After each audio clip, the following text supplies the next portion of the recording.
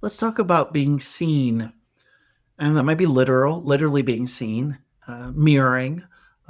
If your face lights up, if you smile, and another person that you're with, they see you, they see you're smiling, so then they smile back. There is a reciprocity. There is a back and forth. There's a give and take. I smile, and then you smile, and then I smile back at you, and this becomes a language. Now, being seen is also a metaphor. It's this idea of, well, do you see my struggle? Do you see my history? Do you see my concerns? Do you see my invitations for connection? So being seen has different applications, different ways that we either literally want to be greeted. You walk into a room. Greetings are so important in relationships. Well, the coming and the going, the separations, the returning, coming back together. I'm thinking of dogs. I don't know if have ever had a dog.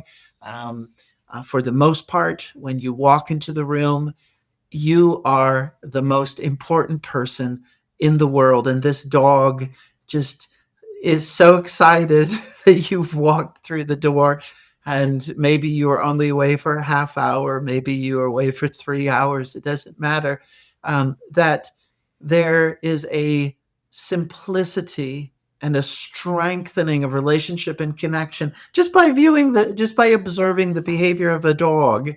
We can learn so much. It's the same thing with children. If a friend is returning, if you have a 5-year old, a 6-year old, a 7-year old, and they happen to run into their friend while out running errands or shopping, you and your child are shopping, you go to a coffee shop, you go to the grocery store, and they see someone in their class that they are a friend with, and they just immediately respond. They light up. There's a hello, how are you? So if we're in relationship long term, we're with someone for 6 months, a year, 5 years, 12 years, it doesn't matter. There is a way to continually strengthen the bond and the connection by acknowledging the social cues and the behavioral cues of coming and going. I see you. I see you. And then sometimes it's not just the smile and the excitement, it's also a bit more weighted or honest or sad. So I see your struggle. I see your challenge. I see that that was difficult. I see that you are having a hard time saying what you want, saying what you need. Let me help you out. I think what you're saying is, I see your embarrassment. I see your shame. I see you really put a lot of effort to reveal who you are vulnerably. I see that there was a missed opportunity for us to connect. I see that there was a missed opportunity for us to see each other. Sometimes in the early stages of a relationship, there is a bit more of a vulnerability, a riskiness, a willingness to try on these behaviors of, I will join with you, I will see you, I will communicate, I will participate, I will be open, I will be vulnerable, I will practice intimacy. And sometimes, and it's actually a pattern for many people, we notice that we can't sustain doing that.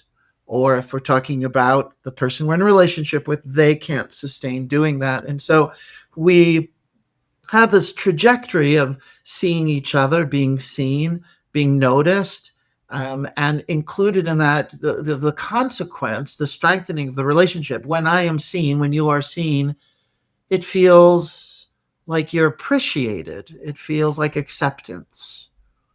And then that just keeps strengthening trust.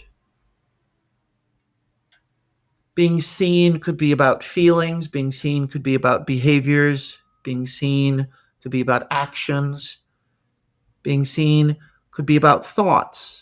I see your thoughts, or basically, essentially, the language changes as to, I understand your thoughts, I understand your point of view, I have empathy, I can put myself in your shoes. all of these interactions, be it like walking through the door, the way you greet a dog when you just walk through the door, the dog greets you, or you're sitting on a couch, you're at a restaurant, you're talking, all of these different experiences are strengthening the attachment bond. It's safe to be me. It's safe to have needs. It's safe to voice my experience. It's safe to risk revealing myself. And the other person is feeling the same thing from you, because it cannot be one sided. That's a big part of this message today in this video. It cannot be one sided. It cannot be one sided. And that's our history. That's the wounding. That's the wound of that's the attachment wound, the attachment trauma. And a lot of our attachment distress is around, hey, wait a minute, wait a minute, wait a minute. This is one sided relating again. Wait a minute. The opposite of being seen. I'm ignored. I'm ignored. I don't matter. I'm a nobody. Hello. You're not asking me about my inner world. You're not asking me about my thoughts. You're not. We used to walk through the door, and we'd light up, our face would light up like a golden retriever, and we had a joy, a kind of in a light, bouncy zest for life of like, you're home again. Oh, how wonderful. Good to see you. And now when I walk through the door, you're staring at your phone. Or when you come home, I'm busy cooking dinner, and I don't even allow my eyes to move up away from the stove. We are complacent. We take each other for granted. We are holding on to resentments. We now have 5 years behind us of these experiences where we weren't seen. We weren't seeing each other, and we've not been able to recover from that. And the attachment wound is the history of some form of emotional neglect, some form of abandonment. It's also what I call here, not there, not there. The parent is there, but they're not really there. Your partner's in your life. You're married. You're in a relationship. They're there, but they're not really there. Then at this point in the conversation and this video, is then the wave of grief comes in. There's such a deep sadness that many of us live with. It's this ongoing chronic disappointment of, if it's like a scale, we have more experiences of not being seen. And if you grow up and you're trying to figure out your identity and your sense of self and who you are, you're experiencing anxiety, you're experiencing some attachment distress, you're experiencing maybe even being punished or judged for wanting to be seen, or when you try to voice and ask to be seen and it's ignored or met with judgment or ridicule or laughing, or just a kind of apathy, where it's like it doesn't even register. You directly say, I need this. I need a little bit of your attention. I need you to join me for a walk. I had this experience that was a little painful and hurtful and hard. And if you could only initiate the conversation and invite talking about things that are painful and hard, I might be able to actually then feel like you're inviting me to reveal what's going on. And many of us took a risk, and we say what has been going on. We say how we're feeling in the moment. We say whatever particular challenge, struggle, suffering, confusion, hurt, embarrassment, shame that we're living with. And it kind of just falls flat on the floor. Or then the parent just steps over what just fell flat on the floor. It's as if the parent doesn't have it's like, imagine you have like a hearing aid, and it's an emotional hearing aid, and it picks up emotion. I mean, wouldn't this be a great product? I would venture to say 50% is probably higher than 50%, but basically 50% of the population needs this hearing aid that it can pick up emotional cues. I'm really onto something in this moment, and I'm sure I'm not the person I'm not the first person who thought of this, but you realize now, if you are an entrepreneur, I'm giving you a multi-million-dollar idea, because with AI could do this now. AI could be, you could, like, for noise canceling purposes, I happen to be currently wearing earbuds, and because it actually helps limit the sound here. But imagine if we programmed AI through earbuds or a hearing aid to listen to the conversation, and it would alert you. It would ding and alert you, like an emotional invitation, an emotional cue has just been spoken. So pay attention and respond. I'm telling you, I think humanity needs this. That this is a good application of AI. I am so off tangent now. I have no idea what I'm talking about. The inner entrepreneur in me is like, this is a great idea. Okay, so how did I get here, and where are we at in the purpose of what we're talking about? We're talking about being seen. I want you to see me. And we're talking about a history when your family doesn't pick up, and after a while you just shut down and you don't even try, and then that impacts your self internal speak and the messaging while you're trying to form a sense of self, form identifying who you are. And the message that you're getting back is, well, you're not worth being known, you're not worth being seen. If you do share your struggle, your experience, your concern, your embarrassment, your shame, your sadness, that will just be kind of glossed over, stepped over, or minimized. And so then over time, the messaging is, well, not only is that content, that information is not welcome. Oh, I'm not welcome. I am invisible. I am not seen. I do not matter.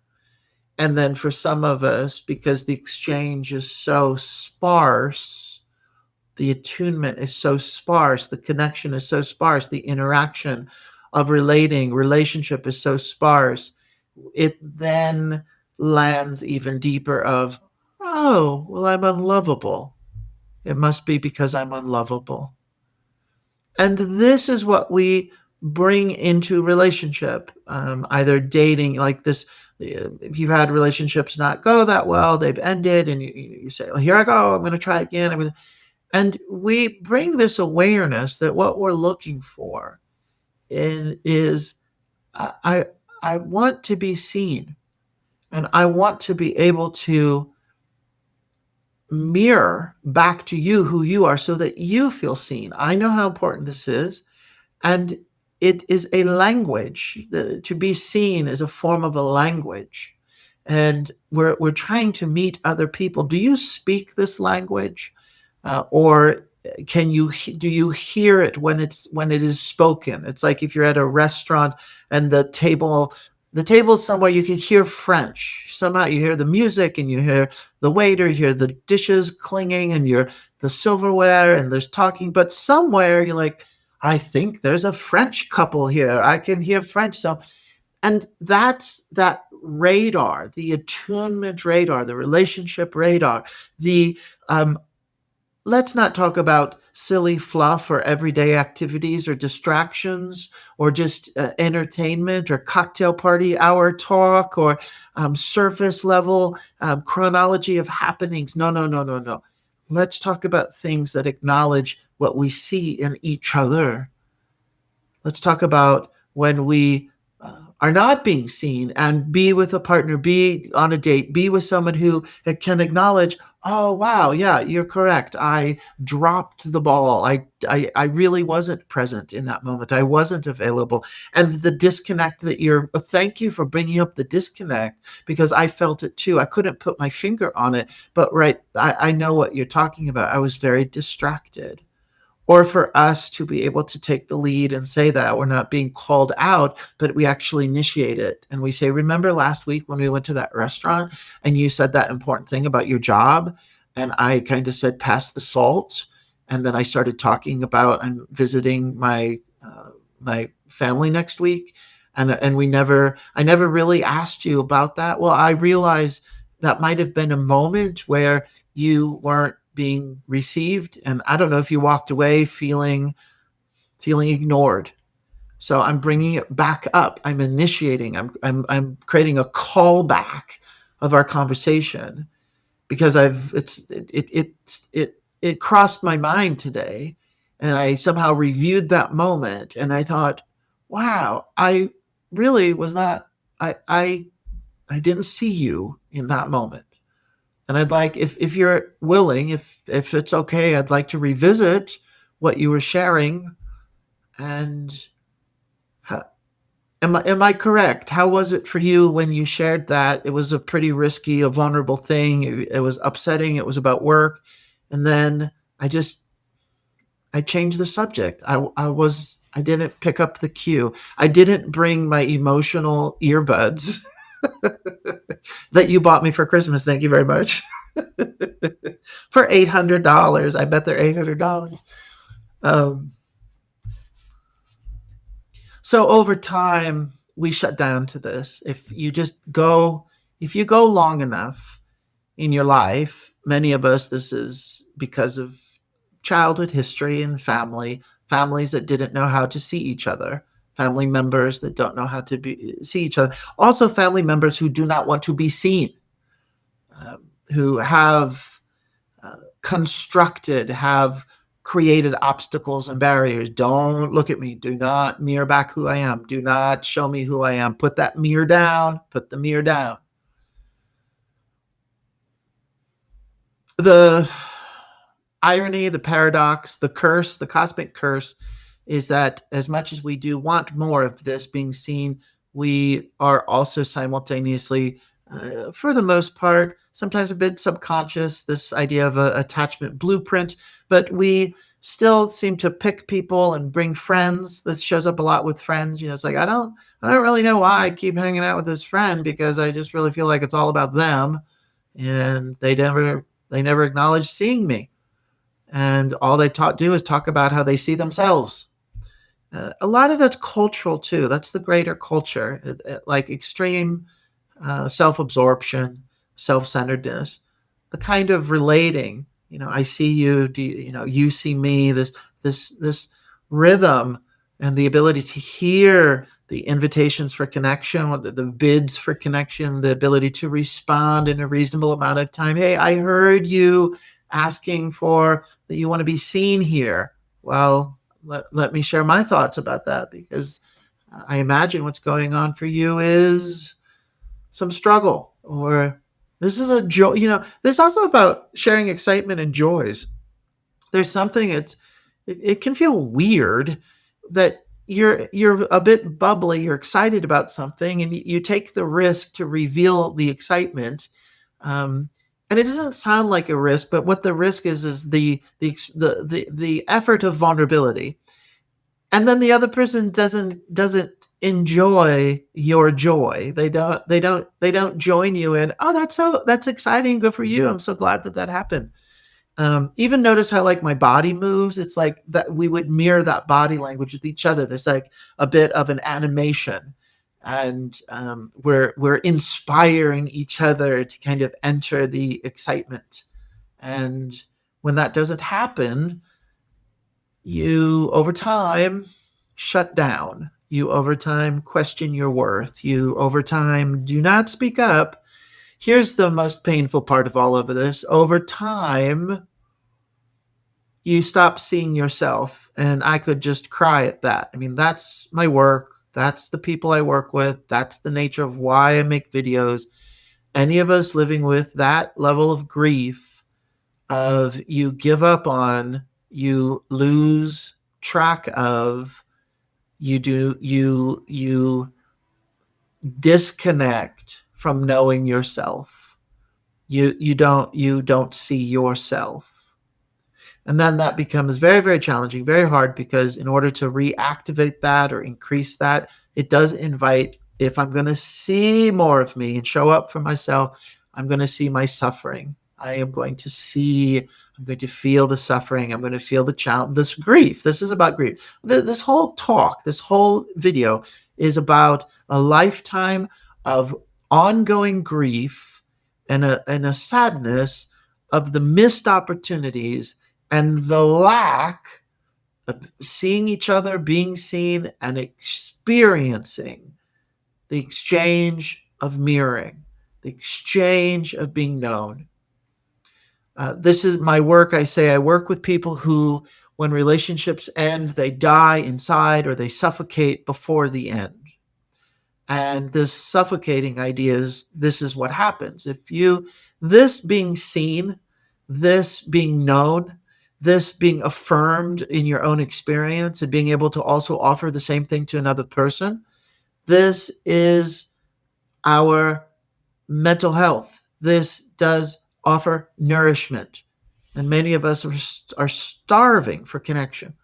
And if you really meet someone who's like me, or I have this history, I know what we're talking about, and you have a friend or it's you, and anybody really looks at you and they speak directly to that sadness, you just immediately well up. There's a wave of, wow, I carry this grief with me, this deep, deep desire to, I hope before I die, I am known. I hope that I meet people who mirror who I am. I hope people have developed their own emotionally focused earbuds and they're learning the language of vulnerability, the language of emotional sharing, the language of relational invitation. I'm just laughing at man. Yeah, I need to create this product. Well, I'm sure someone will steal my idea and do it before. Go have at it. Humanity. You're welcome, humanity.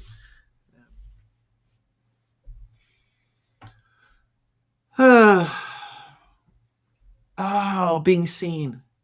I'm gonna end every so often. I go to coffee shops, in one particular I go to a lot because I happen to live across the street. But this is hot off the press. This happened today. This is how I'm ending this video.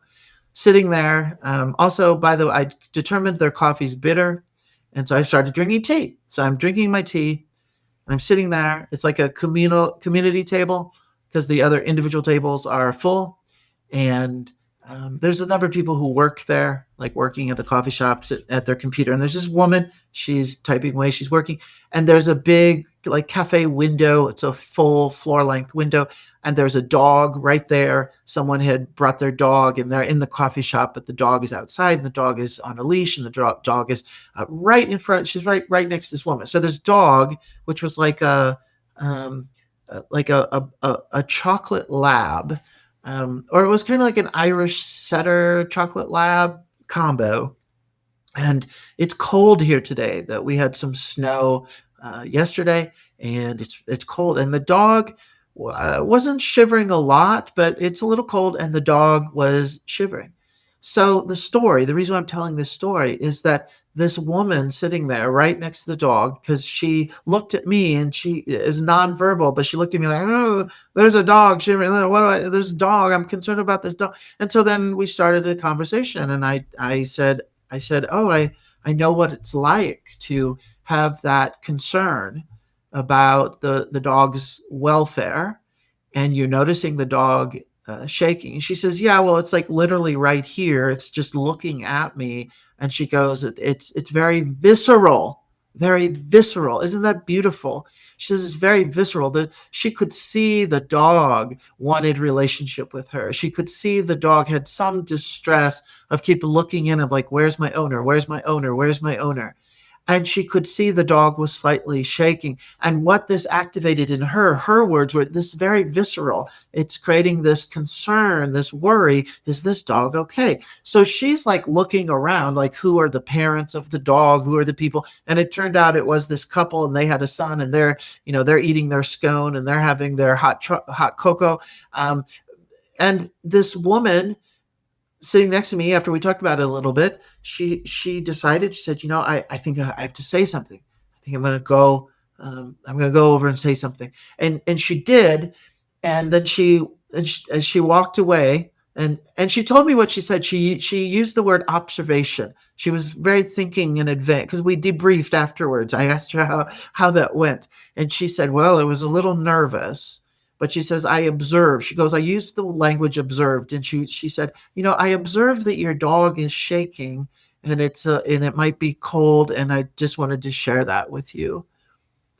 She's acting on what she's seeing from a place of empathy, and she is conveying that message. She's mirroring to the couple who own the dog, telling them, what's going on with the dog. Now, it's not like the best moment for that couple, because when this woman walked away, where I was positioned seating, I was like, I was at the theater and I was like, had a front row seat. And I was just like, I could like see them.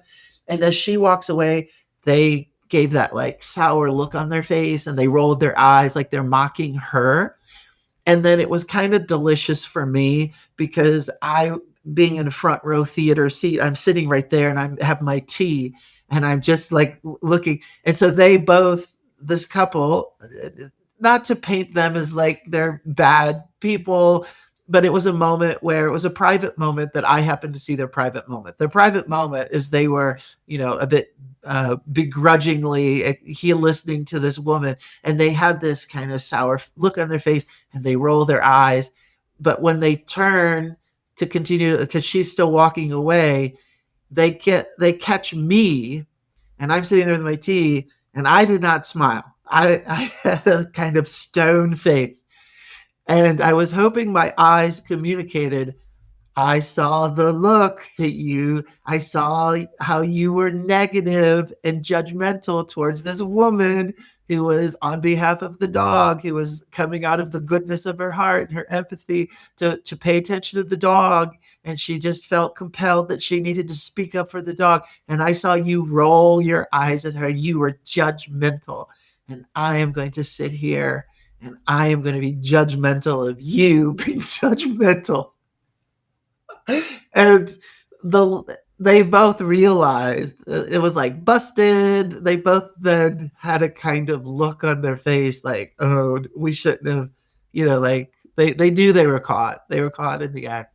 And then they behaved awkwardly. They kind of, they were already finished with their breakfast. They kind of put on their coats um, and I could be making this part up, but I feel like the husband, when he got outside with the dog, he made a little extra effort to put on a show of how close he and the dog. I could be making that up. I don't know.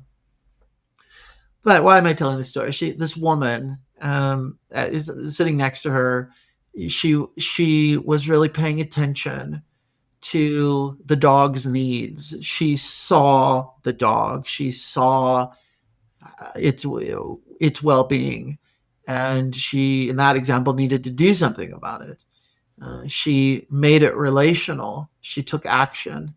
And if we think of any situation where we're in relationship, it's like that when we see someone, when we're seeing there's also simultaneous some exchange happening. It's an engagement. It's a process. It's a give and take. So that's why I like this example as well. So, be seen. Let's think about being seen. Do an inventory of where you are not seen. What is your history of being seen? Expand the language beyond being seen, known, heard, valued, understood, listened to, emotionally acknowledged, accepted, etc. So, thank you for listening. I am Alan Robarge, an attachment-focused psychotherapist and a relationship educator. I already shared with you that I work with people who feel that they die inside when a relationship ends, or they even suffocate before the end. They feel like they wilt, their spirit wilts in the relationship. And endings are just incredibly hard because of this history of attachment wounds and attachment trauma. And endings can feel like a death of self. It can feel like a profound being abandoned, and all these old attachment wounds get activated. And heartbreak means that we have to like take all the pull in all the little pieces and review like what happened where, and try to reassemble a new self, to forge a sense of self moving forward, coming out of the heartbreak. That is the work that I do.